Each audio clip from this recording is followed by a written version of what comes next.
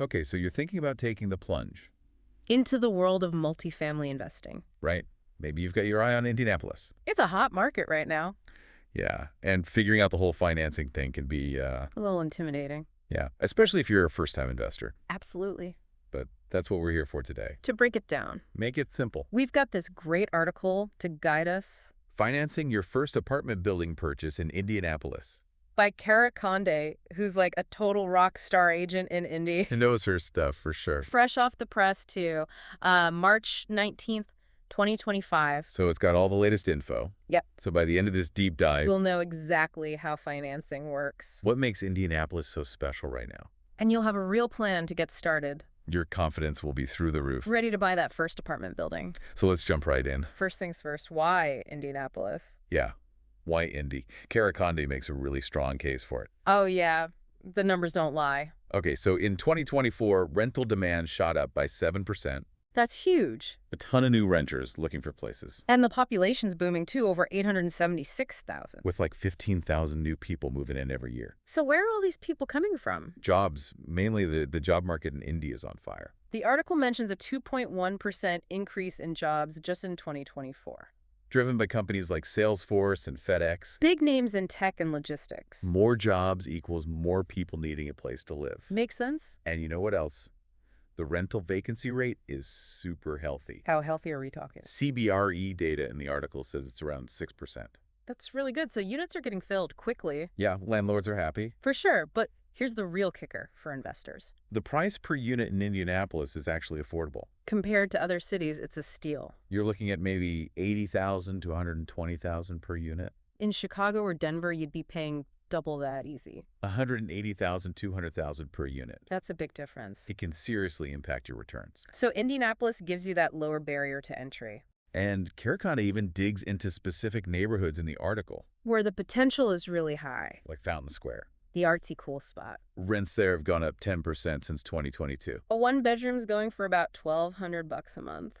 Not bad. Then there's the Near East Side. Lots of revitalization happening there. Prime opportunity to snag a deal. The article suggests you might find units around $90,000 each. And watch the value go up as the neighborhood improves. Exactly. And if you're thinking young professionals, Broad Ripple's the place to be. 5-unit buildings there are selling for $500,000 to $600,000. Lots of options depending on your strategy. So we've covered the why Indianapolis part. Now let's get down to the how. How do you actually finance this thing? Let's open up the financing toolkit. First up, conventional loans. Your good old-fashioned bank loans or credit union loans. Terms are usually 5 to 30 years, And interest rates right now are in the 5.25 to 7% range. according to Freddie Mac data from the article. So let's say you're looking at that $600,000 8-unit building. In the Near East Side we were talking about. You put down 25%, which is $150,000. That leaves you with a loan of $450,000. If you got a 30-year loan at 6% interest, Your monthly payment would be about $2,698. now let's talk income. Each unit's renting for $900. That's $7,200 a month in gross income. Of course, you've got expenses too, property taxes, insurance, maintenance. The article estimates those could be around $3,000 a month So you're left with a net profit of roughly $102. before any other unexpected costs, of course. Right, so the good thing about conventional loans, Is they offer stable interest rates, and you can get those longer repayment terms. but there are some requirements. You'll need a good credit score, at least 720. And a decent chunk of change in reserve. The article says to aim for 6 months of loan payments, So in our example, that would be about $16,000. and lenders are going to look at your DSCR. Debt service coverage ratio. It tells them how easily the property's income can cover the debt, They usually want to see a DSCR of 1.25 or higher. which means your net operating income. Needs to be at least 1.25 times your total debt payments. So they know you can handle the loan. Speaking of which, the article mentions a cool local program. Oh, yeah. First Merchants Bank has this multifamily advantage program. What's that all about? It's designed for properties with 5 to 20 units. Interesting. Might make the loan process smoother if you qualify. Okay, so that's conventional loans. What's next in the toolkit? Let's talk about FHA loans or HUD 223A loans. These are government-backed loans. specifically for properties with 5 or more units, The great thing about these is the lower down payment, often just 3.5%, and they usually come with longer loan terms up to 35 years. and sometimes slightly lower interest rates. Think like 4.5% to 5.5%. So let's go back to that $600,000 building. Our Near East Side gym. With an FHA loan, your down payment would be only $21,000. Wow, that's way less upfront cash. You'd be borrowing $579,000. At 5% interest over 35 years. Your monthly payment would be about $2,963. Using the same income and expenses from before. The article shows a potential monthly profit of around $12,237.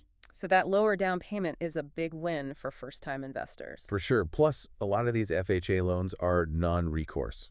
Meaning your personal assets are generally protected? If for some reason you default on the loan. That's good peace of mind. But of course, there are some trade-offs. Rick White. The approval process can take a bit longer. How long are we talking? Maybe around 90 days. Okay, so you got to be patient. And there are HUD fees to consider. How much do those usually run? The article says anywhere from $5,000 to $10,000. Ouch. But still might be worth it for that lower down payment. Exactly. And FHA loans also have stricter property standards. They want to make sure the property's in decent shape.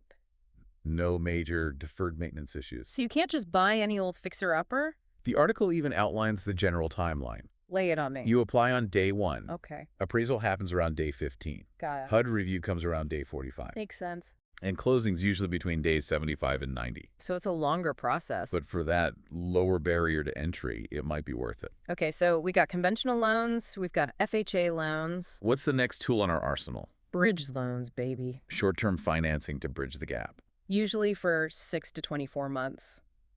They do come with higher interest rates, though. How high are we talking? Typically between 8% and 12%. Oof. And down payments are usually in the 10% to 15% range. So when would you actually use a bridge loan? When you need to move fast. Like a quick acquisition. Exactly. Or if the property needs a major makeover. Before you can qualify for a more permanent loan?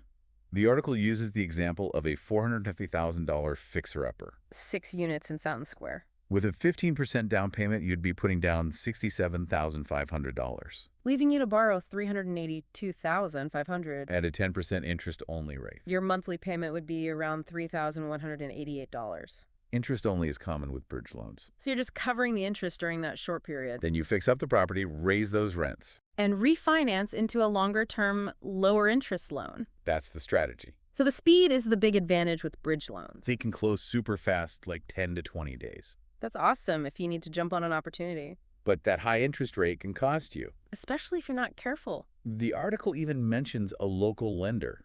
Oh, who's that? Lima One Capital. They do a lot of deals in Indy. And they often lend up to 75% of the property's value.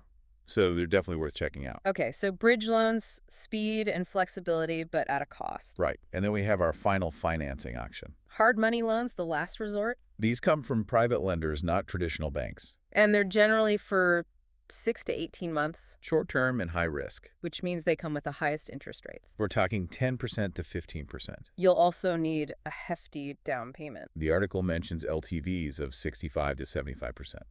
So you're putting down a lot of your own money. These loans are really based on the asset itself. The property's value and potential. Not so much your credit history. So they're more lenient on the credit score side. Let's say you've got a $600,000 building. And you already have $200,000 in equity. You might snag a $400,000 hard money loan at 12% interest only. Which would give you a monthly payment of $4,000. These loans are best for super quick flips. Or as a very short-term solution before refinancing. The good news is they close incredibly fast. How fast are we talking? Sometimes as quick as 7 to 14 days. Wow. And they're more flexible on credit scores. A 600 might even be okay. But those interest costs can really add up. You gotta have a solid exit strategy. The article even warns about the risk if you can't refinance quickly. So hard money loans are like the emergency option. Use with extreme caution. Okay, so we've covered the main financing types. But Cara Conde also talks about some interesting local programs. Grants and subsidies specific to Indianapolis. Not exactly free money. But definitely worth exploring. There aren't really direct grants just for profit. But the city is big on community development. Which opens up some cool opportunities. It's like what? The Indianapolis Neighborhood Housing Partnership. INHP. They offer forgivable loans up to $50,000. Forgivable. So you don't have to pay them back. Well, there are certain conditions. Like what?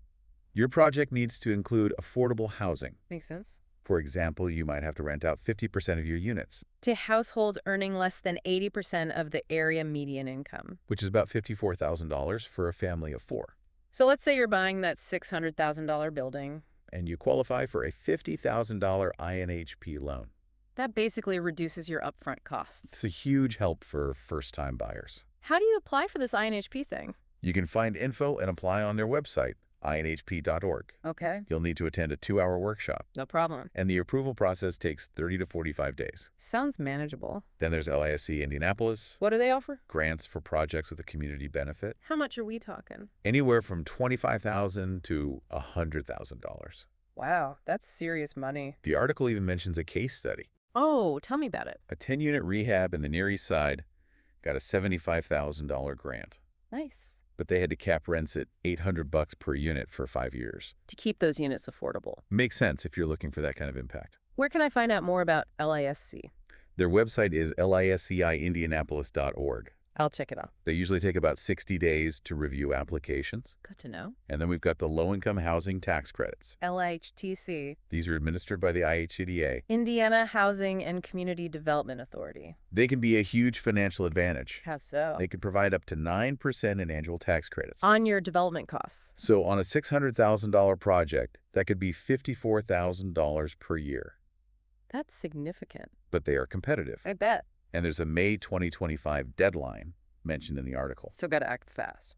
And the really cool thing is you can combine these funding sources, Stack them up. like maybe an INHP loan with an FHA loan. To minimize your upfront costs. It's all about getting creative. I like it's beyond grants and subsidies. Indianapolis has some other great local resources.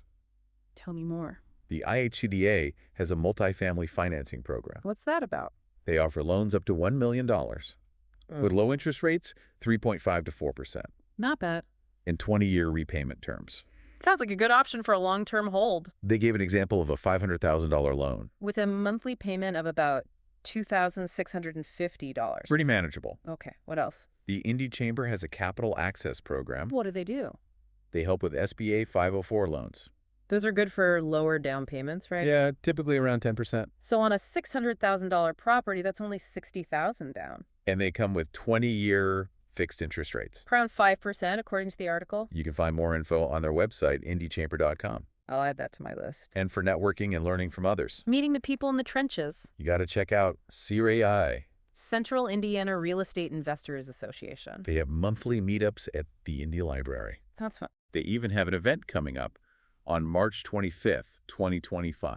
Oh, what's it about? Multifamily financing hacks. I'm... Local lenders will be there sharing their insights. That's invaluable. And you know, Cara Conde, being the top agent she is. She's got connections. Oh yeah, she mentions having a network of private investors. And niche lenders. She even mentions a $2 million fund focused on Broad Ripple. So building relationships locally can really pay off. Absolutely, it opens up doors you didn't even know existed. So we've got a good handle on the financing landscape. But how do we actually make it happen? Let's get into the step-by-step blueprint.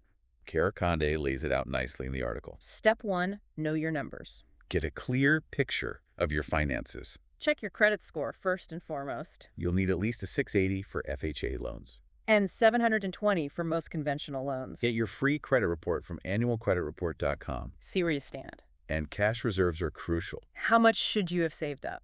The article suggests at least 6 months of mortgage payments. So for a $500,000 to $600,000 loan, That's about $15,000 to $18,000. lenders want to see that you can cover those unexpected costs. Vacancies, repairs, you name it. And don't forget that DSCR, the debt service coverage ratio, Lenders are obsessed with this number. they want to see it at 1.25 or higher. So your net operating income needs to be at least 1.25 times your debt payments.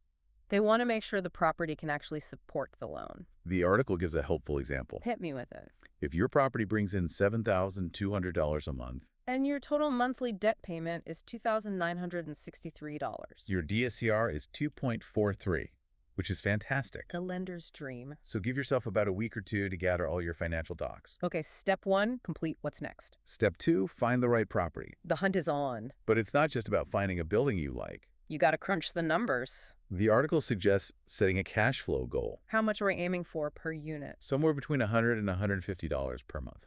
Okay, makes sense. They use the example of an 8-unit building. Where each unit rents for $900. That's $7,200 in total monthly income After $3,000 in expenses, you're left with $4,200. before you even make a mortgage payment. That's your potential cash flow. But you can't just take the seller's word for it. You got to do your due diligence. Verify the rental income. Check the rent roll. Look for any red flags in the maintenance history. And don't forget to assess the cap rate. What kind of cap rates are we seeing in Indy? The article says they're usually between 8% and 12%. That's pretty good. Remember, the cap rate is the property's net operating income. Divided by its market value. It gives you a quick snapshot of potential return. This is where a local expert like Cara Conde can really help. She can run those pro forma analyses for you. Make sure you're not overpaying for a property. This property search can take some time. How long should we budget? Maybe 2 to 4 weeks. Okay, step 2 down, what's next? Step 3, match the loan to your strategy. So are you in it for the long haul? Or are you looking for a quick flip? If you're planning to hold the property long term, FHA or conventional loans are probably your best bet. they offer those lower rates and longer terms. But if you're planning a quick turnaround, Like a rehab and then sell. a bridge or hard money loan might make more sense. Even with those higher costs, The speed can be worth it. the article even recommends a local lender. Old National Bank's multifamily team. I'll have to give them a call. They even give a sample phone number, 317-555-XXXX. So give yourself about a week to choose the right loan type. Step 4 is all about prepping your loan package. Gather all those documents. Tax returns for the past 2 years, Bank statements for the last 3 months. the property's rent roll, And you'll need to pay for an appraisal too. which could cost $500 to $1,000 in Indy. The article has a great tip here. Oh yeah, Create a one-page summary of the deal. like a cheat sheet for the lender, Include the purchase price, your rehab, costs, your projected income. so they can quickly understand the investment. This whole document gathering thing can take a couple of weeks. 1 to 2 weeks should be enough. Okay, step 4, down, what's next? Step 5, build your dream team. You don't want to do this alone. Find a good lender who knows multifamily properties. A qualified inspector to check out the building, That'll cost you about $400 to $600 in Indy.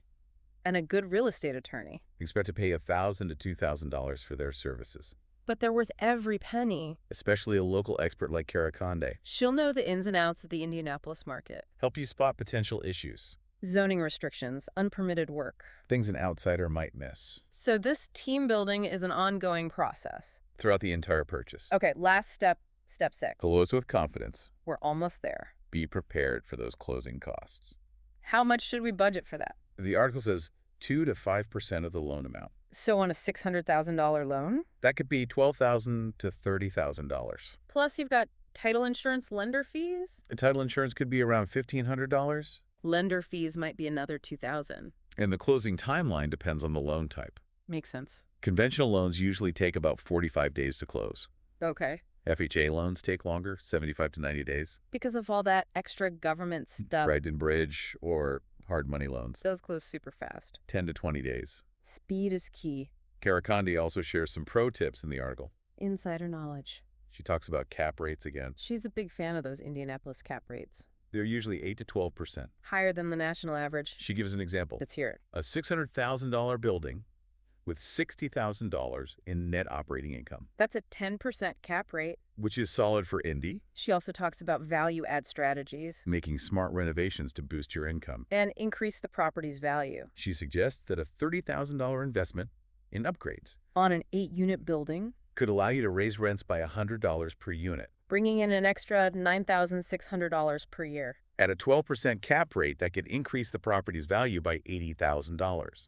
Not bad for a $30,000 investment. And don't forget about your exit strategy. Even if you're holding long term. Cara Conde mentions refinancing or selling within 3 years. Once you've stabilized the property and increased its value. Indianapolis has a steady appreciation rate around 5% per year. So on a $600,000 property, that's about $30,000 per year. She also highlights opportunity zones, What are those? designated areas where you can get tax benefits Sounds interesting. if you hold the investment for at least 5 years. Where are these opportunity zones in Indy? Places like Mass Ave and the Near East Side. I'll have to look into that. And for those just starting out, The newbies. Cara Conde advises starting small, Baby steps. maybe a 5 to 10 unit property. Get your feet wet before diving into the deep end. Learn the ropes before taking on those bigger buildings. Oh, I feel advice. The article also has a People Also Ask section. Addressing common questions. Like, how much can you actually borrow? The article gives typical LTVs for different loan types. For conventional loans, it's around 80%. For FHA loans, it's up to 87%, And for hard money loans, it's about 75%. reflecting that higher risk. Another common question is which loan is best for beginners? What's Cara Conde's take? She recommends FHA loans for those with limited down payment funds, And bridge loans for properties that need a lot of work. where a quick turnaround is the goal. Makes sense. And for first-time multifamily buyers in Indianapolis, There are those local programs we talked about, INHP and IHCDA, offering forgivable loans and low-interest loans. both focused on affordable housing. Always a need for that. And of course, everyone wants to find those undervalued properties. The hidden gems. Cara Conde says a local expert is key here. They know where to look. They can find those off-market deals In neighborhoods like Irvington and Fletcher Place. where you might just strike gold. And finally, the article talks about common newbie mistakes. Things to watch out for. Like what? Overborrowing can lead to a low DSCR. Which makes lenders nervous. And don't neglect tenant screening. You don't want bad tenants. They can cause all sorts of problems. And don't underestimate those repair costs, Things can get expensive. especially if you run into unexpected issues. So as we wrap up this deep dive, What have we learned? financing your first apartment building in Indianapolis. It's not as scary as it seems. There are tons of options out there. From low down payment loans to fast hard money loans. And those local grants and subsidies can really help. But knowledge is power. Understand the Indianapolis market, do your research, Leverage those local resources. and create a solid plan. Cara Conde's article is a great starting point. As you move forward, think about which financing strategy works for you. What are your goals? What's your risk tolerance? Now, what kind of property are you really looking for? This is an exciting opportunity. Don't be afraid to jump in Just do your homework first. and build that dream team. You got this. Indianapolis awaits. Happy investing. See you out there.